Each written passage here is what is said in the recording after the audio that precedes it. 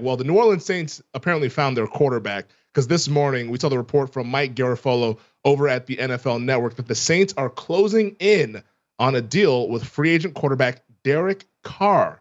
Derrek Carr will be now reuniting with his old head coach back with the Oakland Raiders, Dennis Allen, who's now in year 2 with the New Orleans Saints here. And this probably made a lot of sense here when we saw the Raiders and Saints have the trade talks, didn't really come to an agreement with the Carr and the money. They had the inside track once we got to free agency, and now he's going down to the Bayou to be the Saints QB. Well, we know it wasn't the Raiders that held up the trade talk, so clearly it was the contract. And so he had to become a free agent, and he shopped himself around. I mean, just earlier today, somebody from the Worldwide Leader was saying he was closing in and favored the Jets. I mean, everything that's out there is such propaganda to try to drive up the market. I mean, it's like, at the Combine, everybody is at the Combine to sell their players. These agents have all these meetings, and they'll tell you, we expect to get between this and this. That's the market that they want, the reality of what it is. And I think Carr's market was a lot less than the 120 over 3 that he was going to get. Now, when the deal comes out, it'll come out, and all the insiders will report he got this huge deal, blah, blah, blah, bada bing, bada boom. And when you break down the contract, it really won't be what they all said it was. So, look, for Carr, I think it's a great move. They got a good offensive line. They've got good skill players. They got to protect them really well. And, he's got to be able to handle the moment in that dome. So we'll see. I mean, it's interesting that Allen would sign him considering the worst game of the year that Carr played was against the Saints. Maybe he feels that was just more of his doing and what he did as a defensive mind versus what Carr was doing as a quarterback.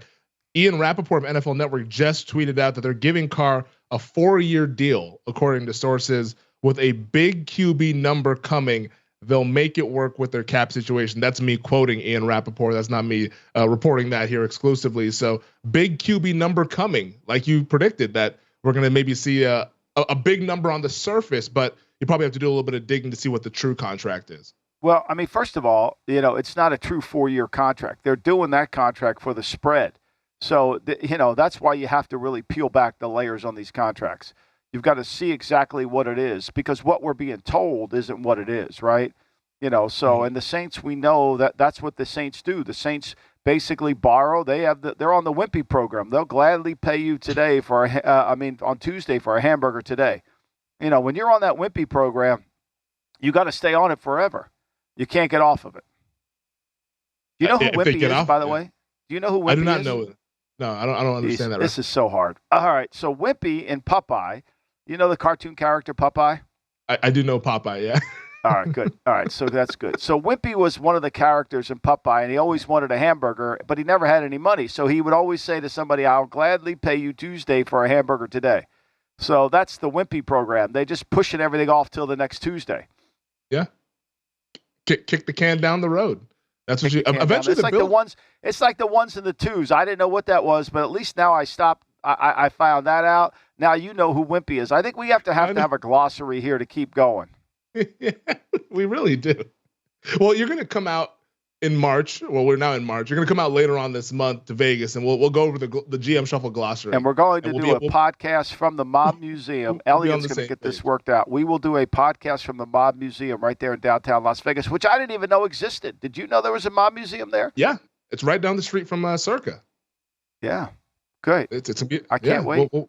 We'll be there, and we'll be exploring all the Vegas history and how the city came to be. But back on the Carr front, though, do you think that this makes New Orleans now the favorite in the NFC South, at least as we sit here in March 6th? Obviously, there's a lot of time between now and the start of the regular season. I know they were co-favorites in the betting markets with Carolina, but a lot of those teams in the NFC South were seen as potential suitors for Carr, including the Panthers.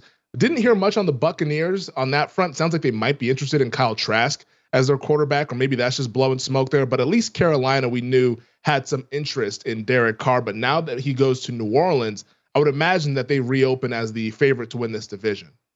Well, I mean, I think there's a lot to be said yet. There's a lot of stuff going on behind the scenes, and none of it's kind of being reported. There's a ton of activity behind the scenes that is, and a lot of it is involved around this quarterback market. So I think it's hard. It's early to tell. I think the Saints, obviously have a good team. Defensively, they're good.